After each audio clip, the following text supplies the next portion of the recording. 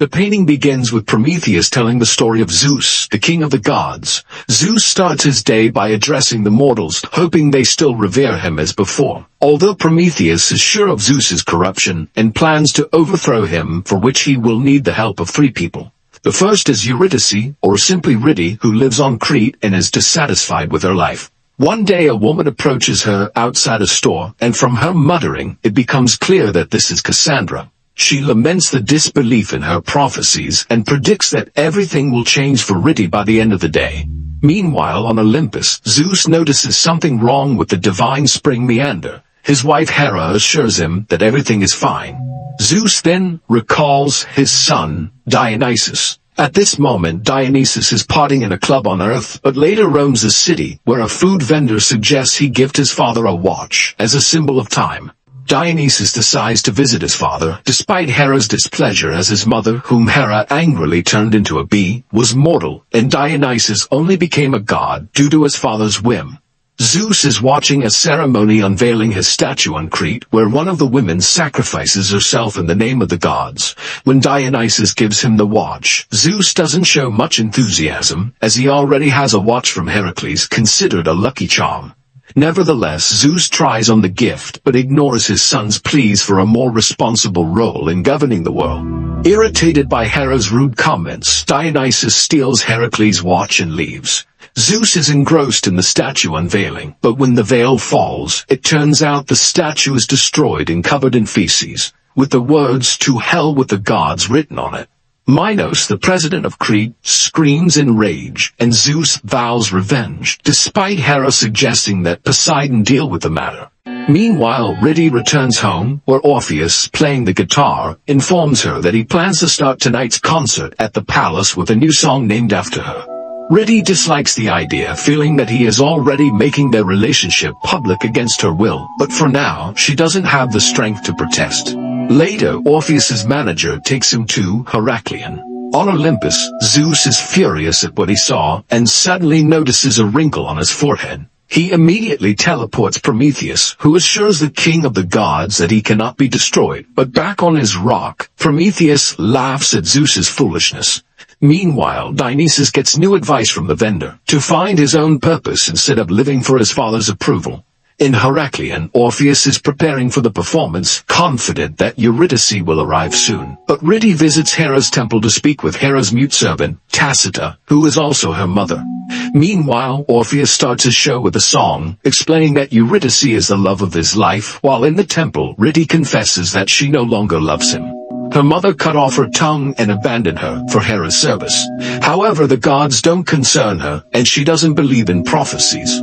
The crowd enjoys Orpheus's singing when Dionysus teleports to Heracleion to listen to him.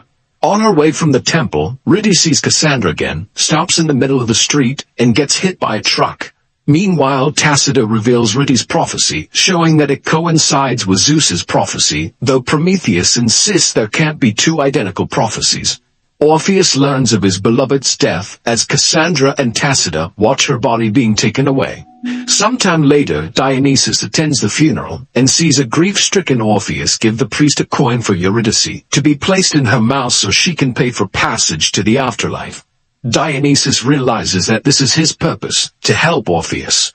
Orpheus, however, gets drunk, buys a gun, and heads to the beach, intending to take his own life, but he accidentally shoots Dionysus.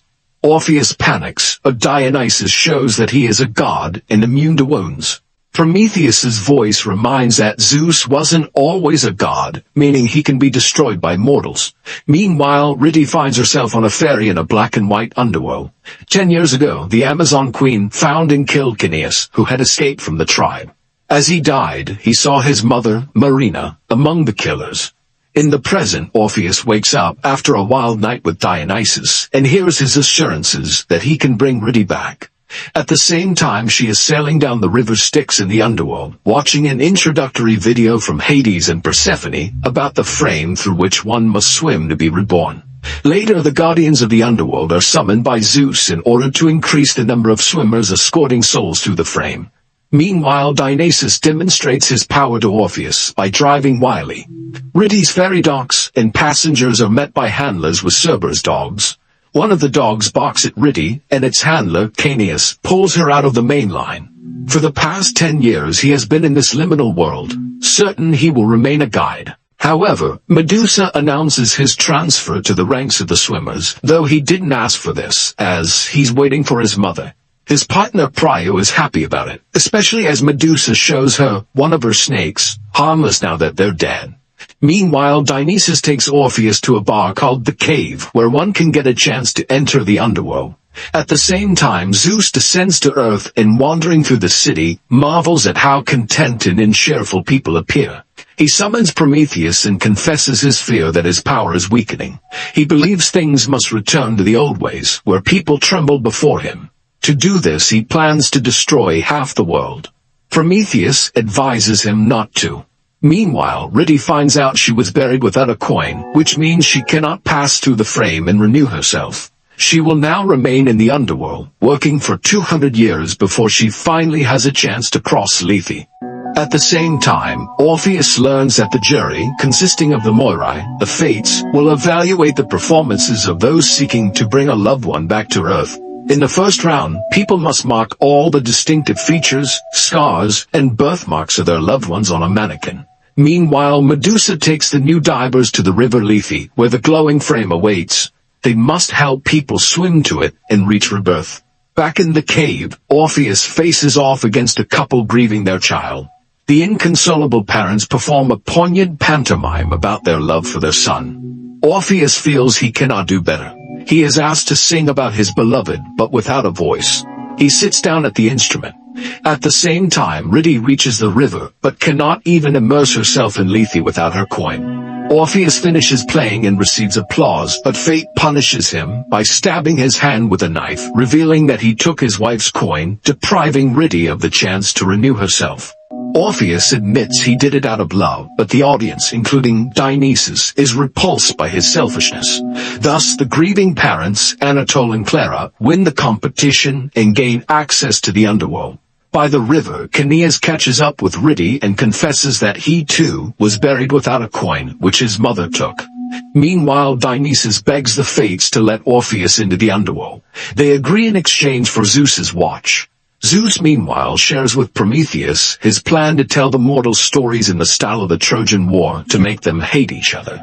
Then a great conflict will begin, but Prometheus reminds Zeus of his missing watch, which was his lucky charm. Zeus decides to find the watch first. Dionysus at this time gives it to the Fates. On Earth, the Furies have long roamed, dispensing justice. They are invisible to the innocent, and only the doomed can see them. Today they force an unpunished criminal to take his own life in the restroom of a roadside cafe, then move on to their next target. That target is a woman named Ari, who accidentally strangled her twin brother in her sleep.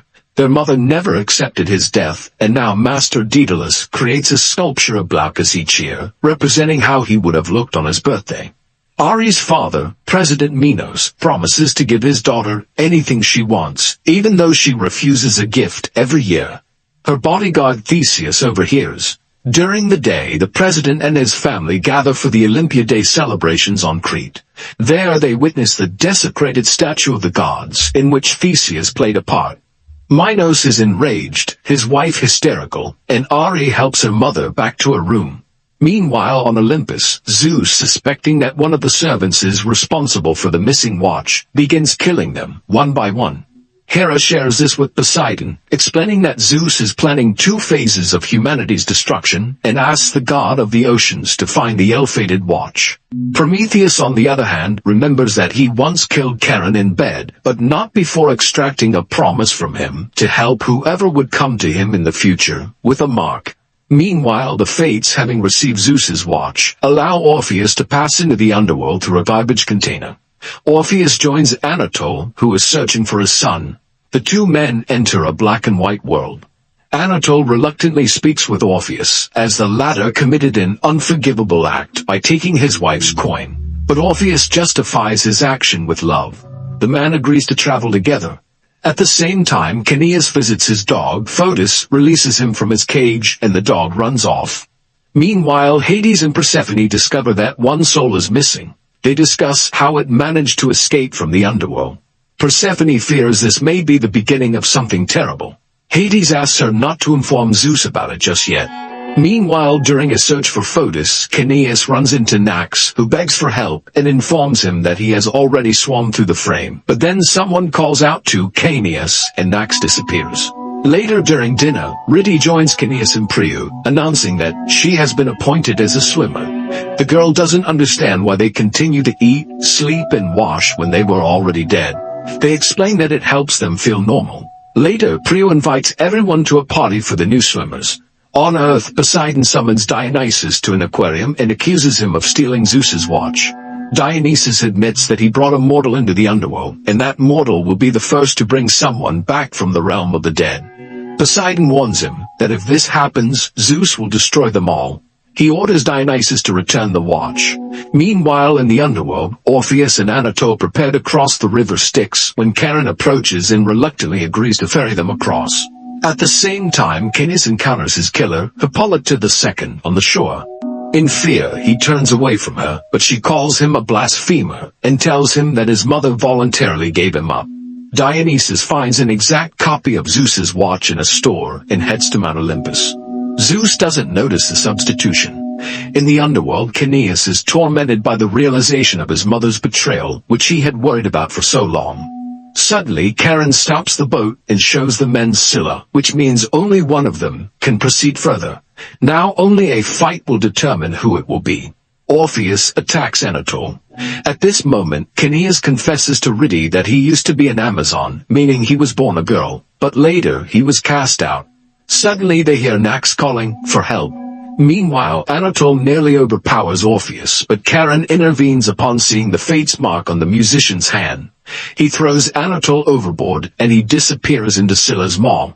Meanwhile, Zeus shares his plans for vengeance on humanity with Dionysus. They then both descend to Earth, where Zeus thanks his son for returning the watch. He hopes for Dionysus's help in terrifying humans with natural disasters and conflicts. Dionysus doesn't like this idea, but Zeus reminds him that humans don't matter. At this time, Hades receives a message that they are soon expecting an influx of new souls. Immediately after, he is informed that the missing soul has been found. Charon and Orpheus arrive on the shore, where a message of gratitude from Prometheus is written. Ridi and Caeneus observe as Nax is cornered in some dungeon.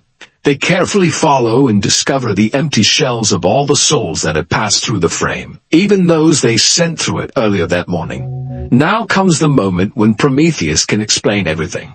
It turns out that Zeus punished him for standing against him. Before his imprisonment, Prometheus was visited by the Lady of the Fates. She demanded that the hero kill the one person who trusted him, without question, Charon. Moreover, he needed to gain Zeus's trust by submitting to his punishment and accepting his fate. Prometheus carried out everything, and it worked. Meanwhile, the Furies have isolated Ari at a hotel, where she explains that she didn't want to kill her brother. However, the Furies didn't come to punish her, but to show her the truth. Poseidon came to her father and reminded him of the prophecy that he would die at the hands of his firstborn. Ari refuses to accept this truth, even when she sees Minos handing the baby to Daedalus, ordering him to kill the child. The girl doesn't believe it, even when the Furies remind her of the Trojan massacre. She returns to the palace but remains silent about everything she has learned. Minos is happy that she is safe, but Ari now questions everything her father tells her.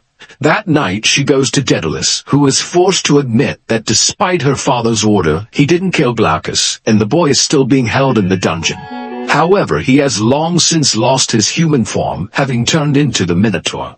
Meanwhile, Zeus and Dionysus watch the news, which reports various natural disasters, much to the gods' delight. Later, Zeus heads to Hera's bathroom, where she keeps the tongues and prayers of her worshippers.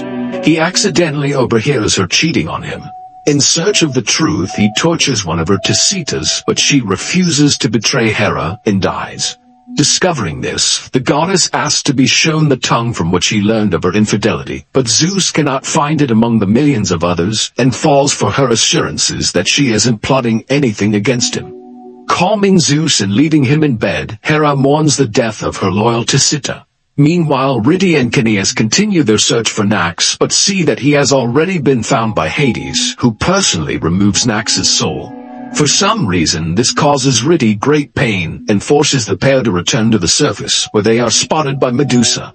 Riddy doesn't understand why Caeneus feels nothing and says goodbye to him. Orpheus regains consciousness on a deserted shore. At the same time, Dionysus enters a cave and learns that Orpheus has successfully crossed the Styx. Charon denies Orpheus a drink of water and reminds him that ahead lies the final trial, which he must face alone. Riddy, still reeling from what Hades did to Nax, goes to Caeneus and reveals that her mother became Tisita when she was 5 years old. Riddy never accepted this and cursed the gods every night.